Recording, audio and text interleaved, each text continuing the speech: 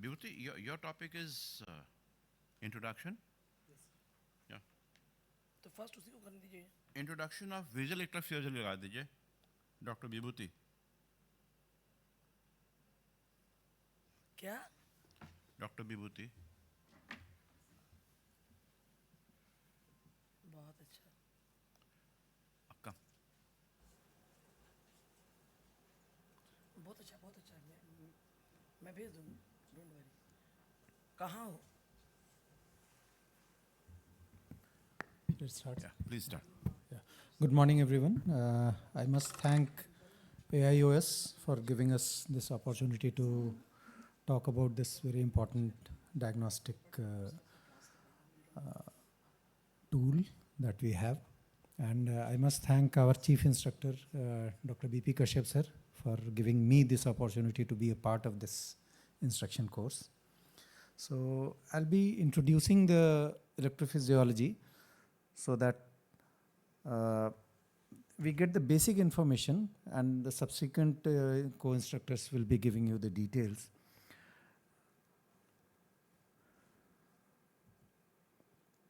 We have so many diagnostic methods. We use indirect ophthalmoscopy, we use 90-day examination, OCT, retina. They all give us the anatomical information about the eye. Fundus fluorescein angiography gives us the vascular details, and visual field gives us the functional details of the eye, but usually it manifests late and it's not very specific. While electrophysiology is early and specific. It gives us information of the diseases at in the very early stage, and it's very specific. And it has been standardized by the International Society for Clinical Electrophysiology of Vision. So why do we need electrophysiology tests? It is basically to localize the problem in visual pathway. We get symptoms, history, family history, clinical examination, but they all have their limitations. Like night blindness may have many other causes apart from RP. An absolutely normal looking retina may have no vision or disproportionate loss of vision. Retinal pigment abnormality may not match the visual disturbance that they have. Now, who are the candidates? All those patients with symptoms suggestive of known neurological or other ophthalmological diseases which require confirmation of the diagnosis, like retinitis pigmentosa, Best's disease, multiple sclerosis, etc. If they have an unexplained visual loss, including medical legal problems and defects associated with psychiatric disturbances and mental and physical handicap. It is very, very useful in pediatric neuroophthalmic practice, and where media opacities prevent other clinical examinations from establishing a diagnosis, like cataract, corneal opacity, and vitreous hemorrhage. It can be used to monitor health of retina in patients receiving medications which could be retinotoxic or neurotoxic, SCQ, ethambutol, tamoxifen, phenothiazine, etc. Then in patients who have inherited visual disorders, and it detects the disease or in carrier states like in RP and cone dystrophy. It provides a quantitative assessment of the progress of an eye disease and assessment of retinal and optic nerve function following trauma. So what are the indications? Who are the patients who need referral, who need these tests? In cases of inherited retinal degeneration, glaucoma, we have a whole lot of, like in retinal degeneration, we do perform full field ERG, multifocal ERG, pattern ERG. In glaucoma, pattern ERG is helpful. In ocular siderosis, full field ERG. In retinal detachment, full field ERG and VEP. In multiple sclerosis, VEP. Inflammatory ocular disease, full field ERG and multifocal ERG. In retinal ischemic diseases, we do full field ERG and multifocal ERG. And in endophthalmitis, full field ERG and VEP. In case of unexplained visual loss, there's a failure to read the chart without any abnormality, and visual behavior is normal. If the visual behavior is normal, then full field ERG, multifocal ERG, pattern ERG and VEP is very useful. And in post-traumatic visual impairment, pattern ERG, multifocal ERG and VEP is done. So basically, what is electrophysiology? What it does is it records the membrane resting potential and the changes that occurs after light stimulation. There is a transmembrane movement of ions in retinal cells, mainly the sodium and potassium. It makes the cell hyperpolarized, that is more negative to the extracellular space than in the dark. Like in ECG, the heart is beating, so we get a stimulus from within.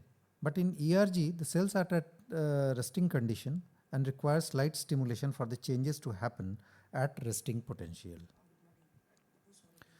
There's a list of electrophysiology tests: the EOG, scotopic ERG, photopic ERG, pattern ERG, multifocal ERG, pattern VEP, and flash VEP. There are some other tests also which will be coming, which we will be using, like ERG on-off response, S-cone ERG, multi-channel VEP, sweep VEP, and albino VEP. The experiments are going on, and most likely they will also be added to the main list. So different tests are done to detect different abnormalities of different areas. Like EOG, it tells us about the RPE, resting potential. The pattern EEG tells us about the gross macular function. Scotopic ERG about the rod function. Photopic ERG, the cone function. Multifocal ERG tells us about the macular photoreceptors. Pattern VEP about the macular ganglion cells. And flash VEP about the visual cortex. If we have to do more than one test, or if we have to do all the tests, then we start with pattern ERG. It's a binocular recording and dilatation is not required. Once we do this, then we dilate the pupil fully and dark adapt for about 30 minutes. And after that, we do scotopic ERG. Then again, we light adapt the eye for 15 minutes and do a photopic ERG. There are different waves that you will be shown in subsequent talks in ERG. Basically, the A, B, and C wave. The A wave is the negative component of photoreceptors. The B wave is the positive deflection, which is produced by the Muller and bipolar cells. Then there is a C wave, which is a positive deflection following the B wave, and it tells us about the basal portion of the RPE. And there are oscillatory potentials, which are positive wavelets on the ascending limb of the B wave, and it tells us about it is produced by the amacrine cells. So this is a diagrammatic representation of the same. Here you can see the A wave is produced by the receptors, photoreceptors. B wave is by the bipolar cells.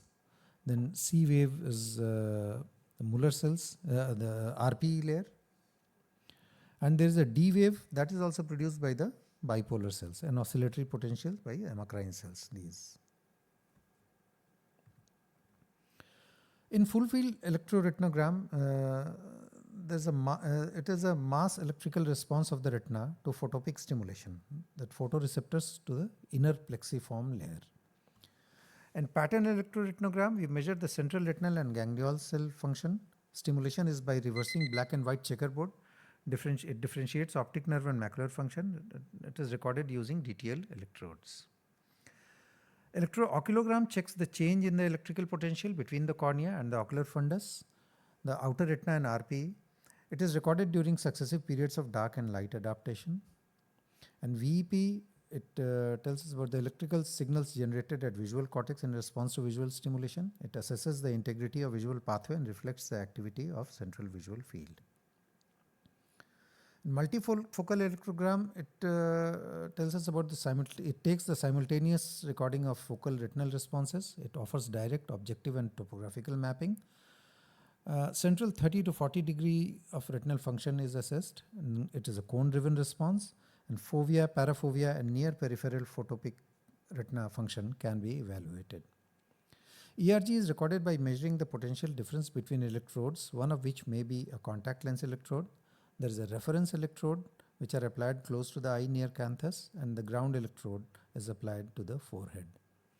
This is a comprehensive chart that tells us about the different conditions and different requirements for each test, whether refractive correction is needed or not. The visual acuity is important, like in full field ERG, the visual acuity is not important. Then pupil size, in some of the tests it is undilated and some of the tests are done under dilated conditions. Then the test distance also, all the tests, most of the tests are done at 30 centimeters, but pattern VEP is done at 1 meter distance and pattern ERG is done at 1 meter distance. Fixation is very important in ERG, is important, very important in multifocal ERG, EOG, but it is not important in VEP, full field VEP. And similarly, whether one eye is to be tested or both eyes. So this is a very comprehensive chart, and refractive correction also you can see. So it is important while doing or ordering for electrophysiological tests, an examination of patients before tests are ordered. Please conclude, Dr. Bibhuti. Thank you very much, sir. Thank you. Thank you.